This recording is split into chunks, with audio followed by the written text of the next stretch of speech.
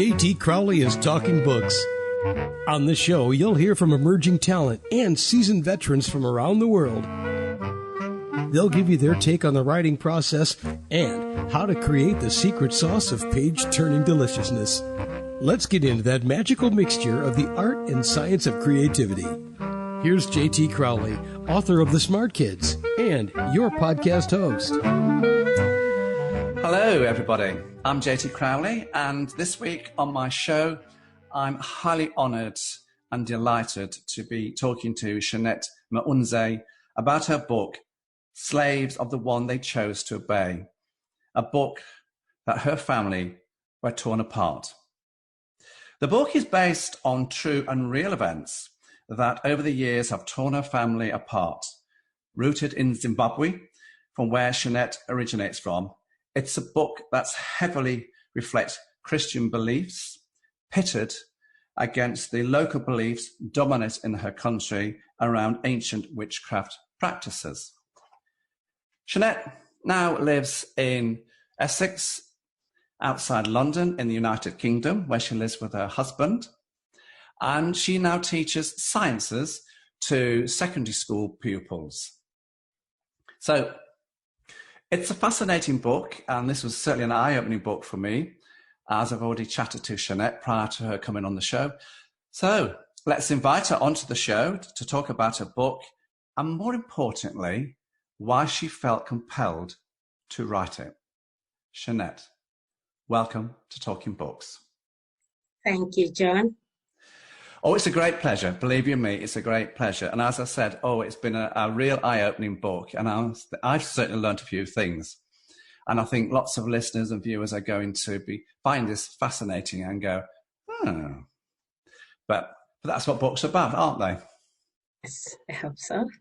So, Shinete, why did you write this book? And how long did it take you to compose it? Right, John. I wrote this book. I was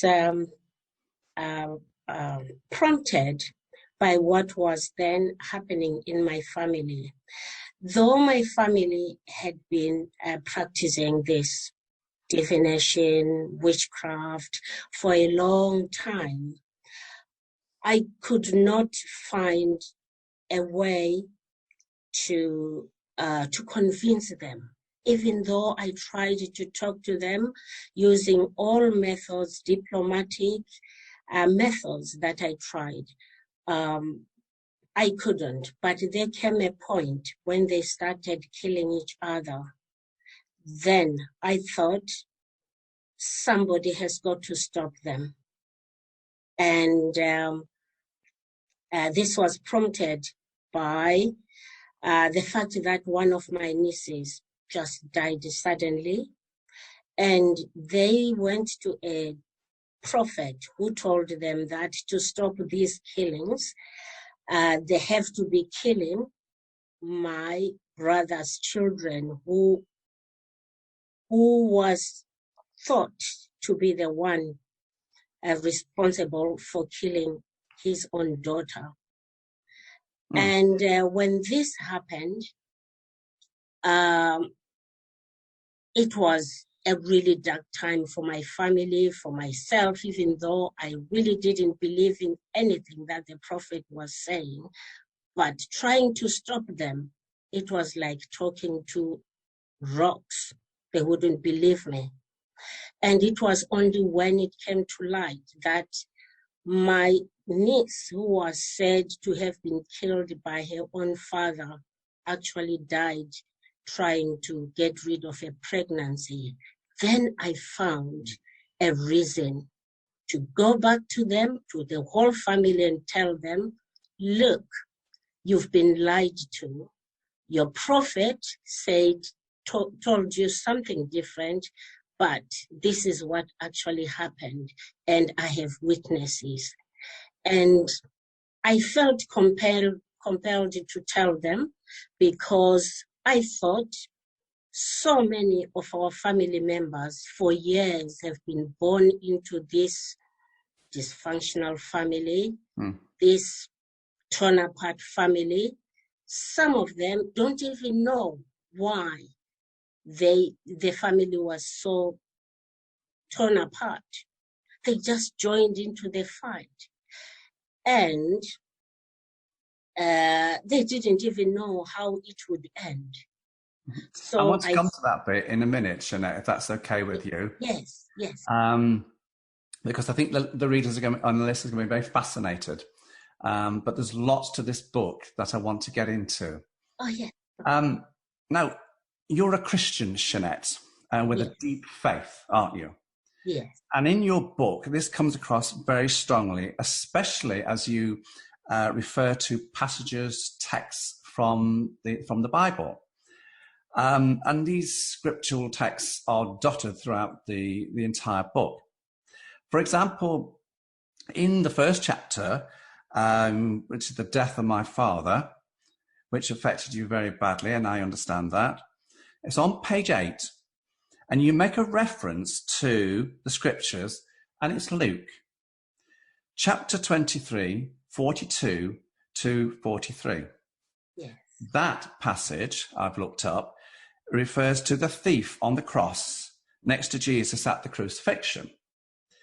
And what you've determined from that scriptural reading is that most unlikeliest of characters can even enter the kingdom of heaven. So my question to you, Shinete, is, are these scriptural references poignant to the messages you're trying to get across in this book? Yes. Thought so. Yeah. And it's because we are all saved by the grace of God. If Christ hadn't died on the cross, and we wouldn't be saved. We are saved by the unmerited favor. We don't deserve the salvation that we are getting. So it doesn't matter at what point you leave the witchcraft practices, God will still accept you, even on the last minute. If you change your mind and accept God and say, I'm sorry for having believed in all these witchcraft, mediums, all these practices, Jesus will still accept you as if you hadn't done anything, as just what happened to the thief on the cross. That's an interesting point. I want to ask you a little bit more and want to dig into this a little bit more here, please, Shinete. In brief, Shinete, can you tell the viewers, the listeners, some of the witchcraft practices you witnessed back in your native land of Zimbabwe? And what are diviners? What are apostolic faith prophets and witch doctors? Would you like to tell the readers, the listeners?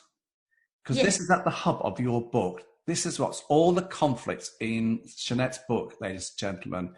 It's all around this area, isn't it? Yes. So can you tell the listeners, what are these people and what function do they carry out in society?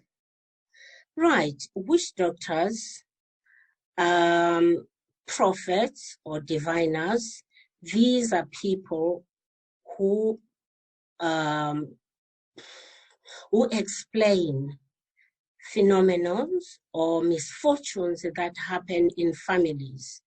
And for every misfortune, families who don't believe in God, and even some who believe in God but have got a weak faith, they think their misfortunes can be explained by these diviners, who could be apostolic faith, prophets, or witch doctors. And when they go to them, they expect to be told the culprit who is responsible for the misfortune. If somebody dies in the family, there must be somebody responsible for it. If somebody is sick, there must be somebody responsible for it. And these diviners never fail to get somebody to blame. And it's normally somebody with very close within the family. It's the brother, it's the aunt, it's the sister who is responsible. And this has torn families apart. And this is very prevalent in your book, isn't it? When there are all the stories, this comes across very strongly, everybody. Yes, yes. And it has torn, it tore my family apart. Oh, So I wouldn't talk about other families. I know of people who have read my book and said, oh, that's what happens in my family. That's what happened. But I'm talking about my family. And that's why I'm so emotional about it. I understand that. And it comes across in your writings and the storylines. The emotion is there. It's very strong, everybody. When I've looked at your book, Shinete, the characters, Gloria, Father Albert, and I hope I pronounced this one right, Mangidi. Yes. Now, they are fascinating characters from a book aspect. Did you feel that it was necessary to put those three characters in there, especially with the goings on? Yes, I did. I thought you were going to say that. Yes. Yes, especially Gloria, who I brought up in my house and was a very strong Christian, admired by everybody. And she just lapsed back because of the love of money. And she went straight into witchcraft, which really ended up tearing our family apart. And then Mangidi killed my father. So that's how he comes in. And of course, he didn't believe in God. That's why he was easily manipulated by people who don't believe in God to kill somebody else who was like my father. Your father was poisoned, wasn't he, in his beer? Yes, yes. By Mangidi. It was a straight poison, yeah. Like many of the unexplained deaths in your book, they're poisoned, aren't they? Yes. Yeah. I want to just temporarily here, Shinete, put the religious tensions aside, because this is what this book is about. So putting aside the religious tensions that dominate this wonderful book of yours, there's another layer that I discovered to this book, and it's seated very discreetly, but it is very dominant. And that is, it's the plight of young African girls and women, and what they have to face up to, what they have to endure, what they have to, live with, abortions, pregnancies. So this book also touches on issues that African women and girls have to face up to. I'm right, aren't I? You are right. Unintentionally, this came through because of my niece Scarlett, who ended up having to get rid of pregnancies because she was afraid of what the parents would say, society would say, and she could have just divorced the husband, but she was afraid because of what is expected of young women in our society. And she ended up getting rid of so many pregnancies, one of which killed her, which I think you are right. That was quite a painful section in your book. She went very quickly, didn't she? Yes, very quickly. Yeah. And it was all to do with a mishandled abortion, wasn't it? That's true. That's true. Yes. See, I have read the book, everybody. Some people think, when we do these podcasts, when we do this, we don't read the book. We just, formulate a few questions. Believe you me, I read all the books and I get the nub of all the storylines. And that's why I originate, this is how I come up with the questions so that you guys can get a flavor of what these books are all about. Mm-hmm. I also think, Shinete, that the book also touches on everyday hardships that the people of Zimbabwe faced under the rule of Robert Mugabe. The poverty, the lack of public facilities. Do you think that if circumstances were different, that the outcome of all the things that have happened to your family would have been different? The conflicts wouldn't have been so powerful. Was this poverty-based as well? It is, yes. Unintentionally, it just had to come through. For instance, Gloria had to lose her husband to a foreign country, and then where he got involved with another woman. If that hadn't happened, Gloria wouldn't have got involved with what she got involved in. All the witchcraft, all the going around with anointed men of God, that wouldn't have happened. And Scarlett, if things were different, she would have been able to go to a normal doctor, get abortion, if possible, or even after abortion, got herself a proper treatment, medication treatment, without her just having to take painkillers. She didn't know what was happening inside her, but she kept on taking painkillers. She thought the pain would go away as normal. It didn't.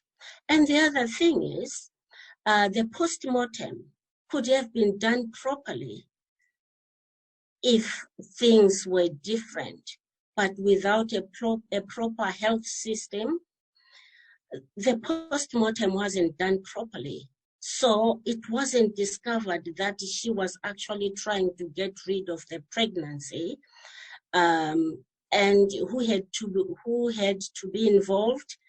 The witch doctor, the prophet, had to be involved, and the witch doctor would never know that there's anything like abortion.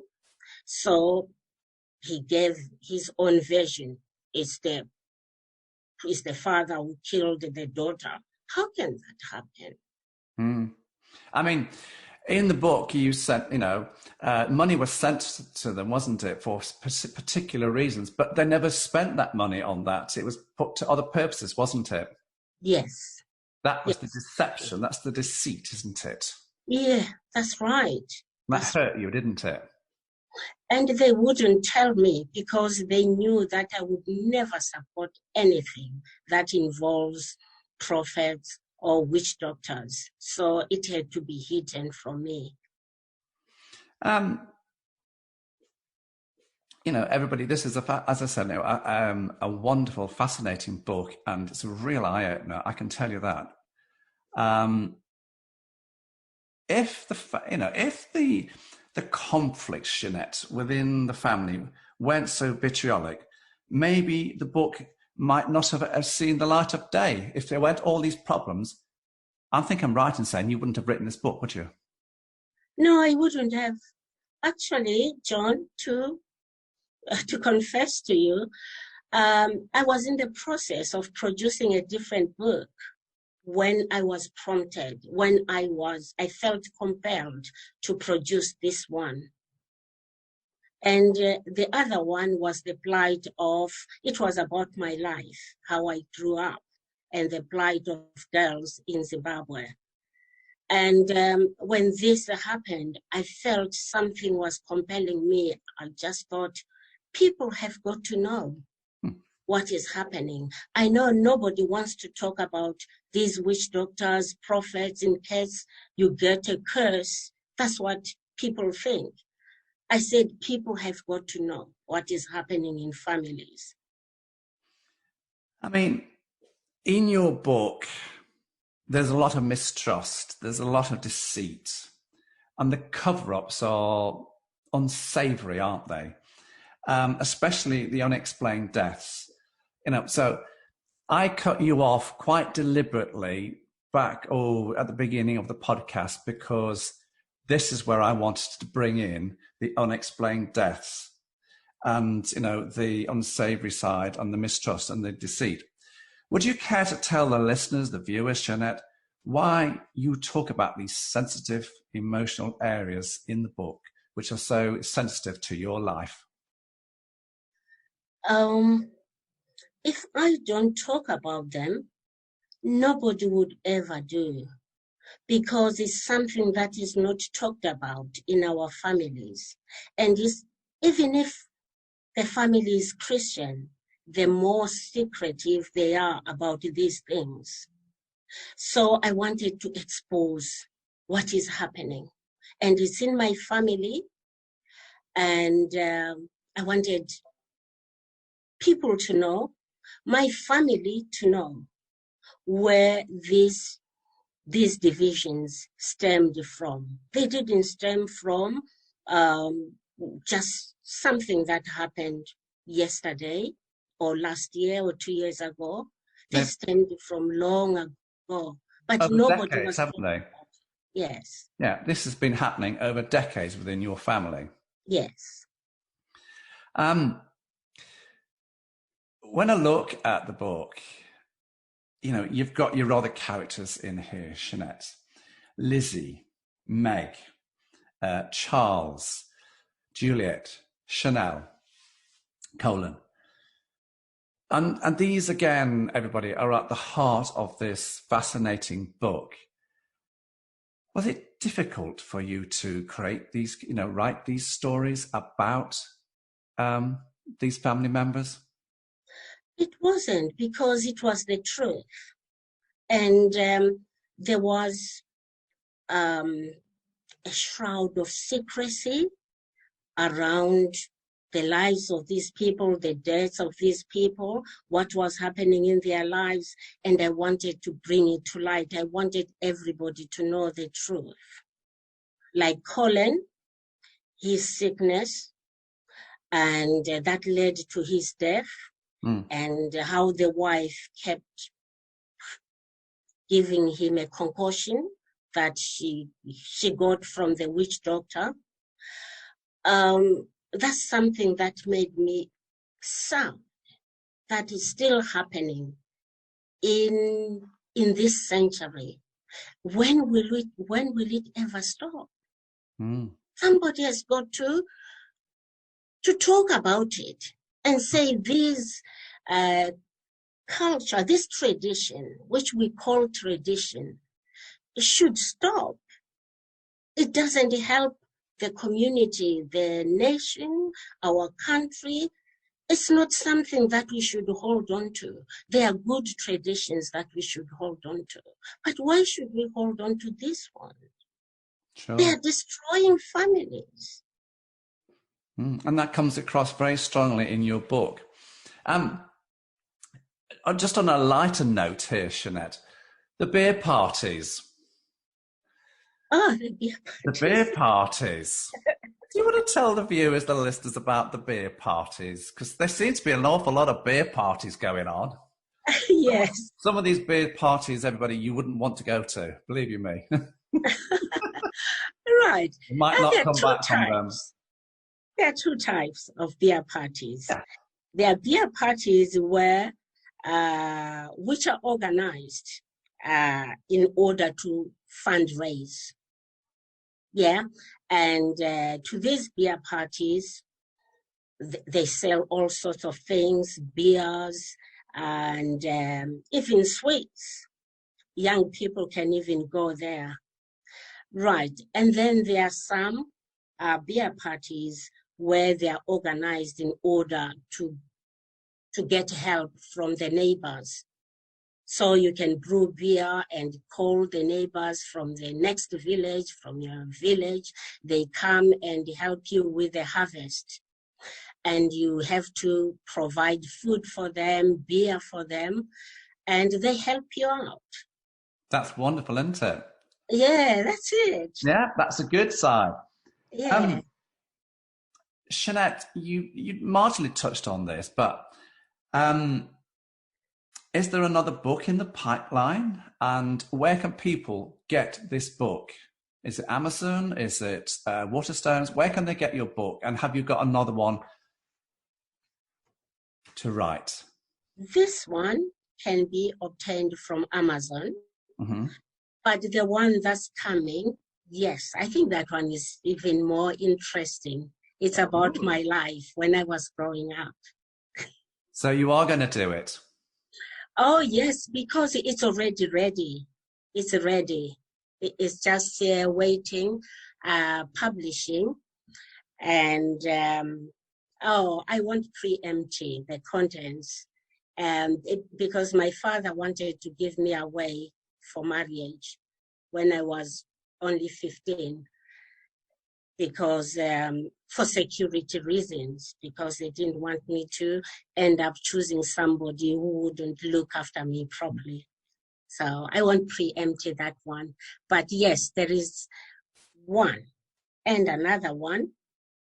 Wow. I take it your husband, Francis, is very supportive of you in your writing, isn't he? Yes, he's very supportive. Very, very. Yeah. That's excellent. Shinete, I have to say that the experience of talking to you about your book and a little bit about yourself today has been absolutely wonderful. And all I can say to people is go and have a look. But so this, everybody, this is an emotional, powerful book. It's beautifully and sensitively written about the conflicts that have rocked Shinete's family, stemming back to her childhood in rural Zimbabwe. It had an interesting read centered around Christianity and African traditions, rooted in witchcraft, and even to say the word right in a minute, witchcraft, and how those beliefs and traditions contrast so much against what Shinete believes in when she's in the Christian faith. And so these conflicts, everybody, has destroyed Shinete's family.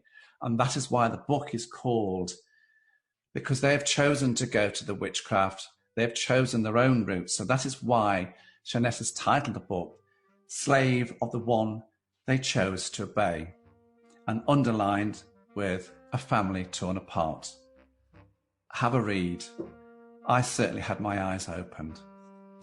Shinete Maunze, thank you very much for coming on the show.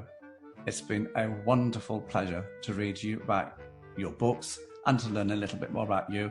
And I can't wait to read the next book. And hopefully we can come and chat about that one on another podcast later on. But for the time being, everybody, I'm JT Crowley. Thanks for listening, watching, wherever you are in the world. So until next time, stay safe. Bye for now.